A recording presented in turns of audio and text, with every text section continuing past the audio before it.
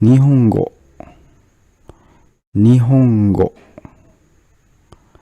日本語 mean Japanese language.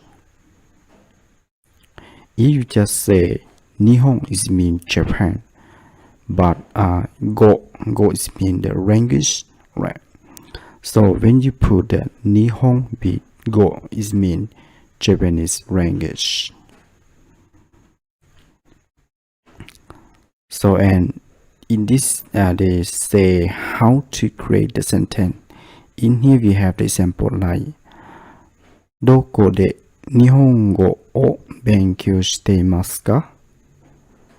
どこで日本語を勉強していますか？ It means where do you learn Japanese language? 日本語が上手ですね。日本語が上手ですね。Which means your Japanese is really good. Your Japanese is perfect. Something like this. So this is about how to create the sentence by using 日本語